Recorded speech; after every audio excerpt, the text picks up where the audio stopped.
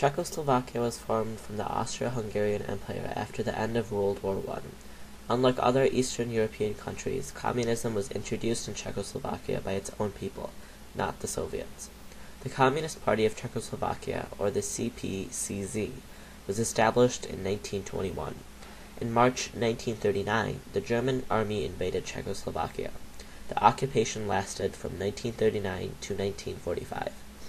Beginning around 1941, the Communists in Czechoslovakia were the dominant resisting force against the Germans. This helped them to gain populist support and a nationalistic appeal. Following liberation by the Red Army in the election of 1946, the Communists received a majority of the vote and controlled several important ministries in the government. They appointed the Communist chairman Klement Gottwald as a prime minister. He led a coalition government with members of the Soviet Communists and the Czechoslovakian government that had formed in exile in London, which was led by the president Edouard. During this time, Stalin was very supportive of Czechoslovakia, but Czechoslovakia remained mostly independent of Soviet influence. However, when Czechoslovakia expressed interest in receiving Marshall Plan aid in July 1947, Stalin intervened. Klement Gottwald was summoned to Moscow, where Stalin ordered him to refuse the aid. Rudolf Slansky, the leader of the Czechoslovakian security forces, objected because he feared the growing power of party bureaucrats and wished that Czechoslovakia could remain independent of excessive Soviet influence. Despite this, Czechoslovakia did refuse Marshall Plan aid, consolidating Soviet control over Czechoslovakia. Following this, many non-communist ministers resigned before the election of 1948 to pressure President Beneš into taking action against the communists. Their plan backfired when Beneš accepted Gottwald's plan to restructure the government so it included only communist ministers, making Czechoslovakia a communist country. Shortly thereafter, the non-communist foreign minister Jan Masaryk died mysteriously. Although it was officially called a suicide, there were allegations of Soviet assassination. As a result, President Truman and other anti-communist and Western leaders quickly labeled Czechoslovakia's transition to a communist state a coup. In June of 1948, Beneš died due to natural causes, and Gottwald became president. Gottwald and First Secretary Slansky began to immediately consolidate communist control by following Stalin's example.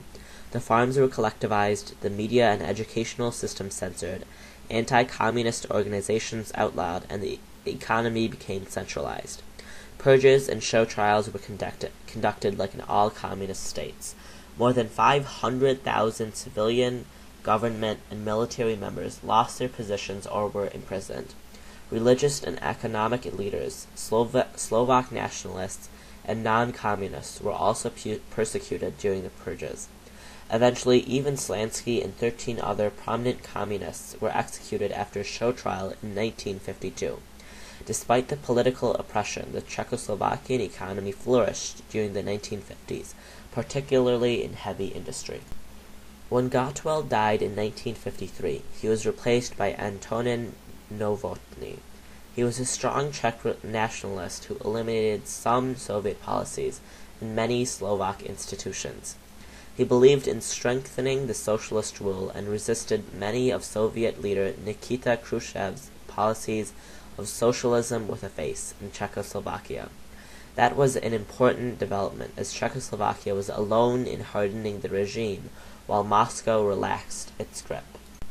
However, the economy started to slow down in the start of the 1960s, eventually forcing Novotny out. He had fallen out of favor with the new Soviet leader, Leonid Brezhnev, and had never gained popular support due to his hardline policies. Alexander Dubček, a Slovak reformer, was appointed party secretary in early 1968 by Brezhnev. Dubček encouraged widespread economic, social, and political reforms. Censorship started to end, and with the new freedoms, the opposition grew much stronger. Tensions among other Soviet nations who worried about the Czech reformist example peaked in July 1968, when Brezhnev personally met with Dubček with a list of reforms to roll back. When Dubček comply, Czechoslovakia was invaded by 200,000 Soviet and Warsaw Pact troops on the 20th of August 1968. This action was called the Prague Spring and was met with little effective resistance. Brezhnev forced Dubček to sign the Moscow Protocol, which rolled back all of the major reforms. He was demoted and eventually expelled from the party in 1970. Gustav Husak succeeded Dubček as president and started a purge of the party and public opposition figures.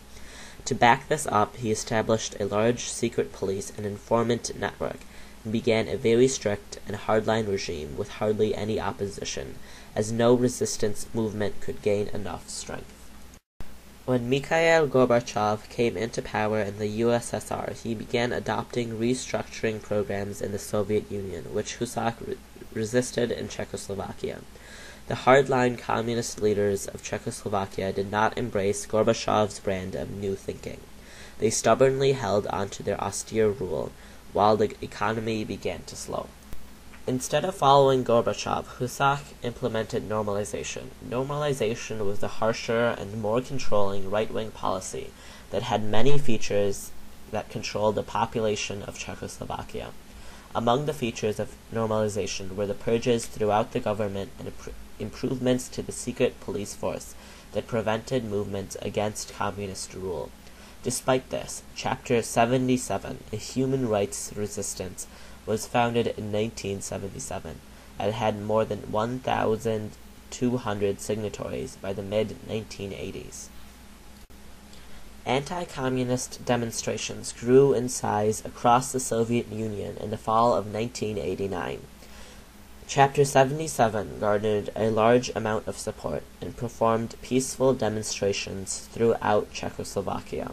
The nationwide strike on November 27th forced communist leaders to resign from the government. On December 10, 1989, Husak announced the formation of a largely non-communist government and resigned his post. Václav Havel succeeded Husak as president, while Dubček returned to serve as Speaker of the Parliament. 23 parties participated in the elections of 1990. The Civic Forum and Public Against Violence emerged as the majority parties and began to rebuild the country. On January 1, 1993, the Czech Republic and Slovakia split as a result of political tensions caused by ethnic differences. There was no violence implemented to cause the split of the two countries, similar to how nonviolent demonstrations were used to force communist leaders to resign. As a result, the revolution is known as the Velvet Revolution, and the split is known as the Velvet Divorce. The Czech Republic remains independent today and is a member of NATO and the European Union. Its economy has emerged as one of the strongest of the former communist states. Slovakia is also a member of NATO and the EU, with one of the fastest economic growth rates in Europe.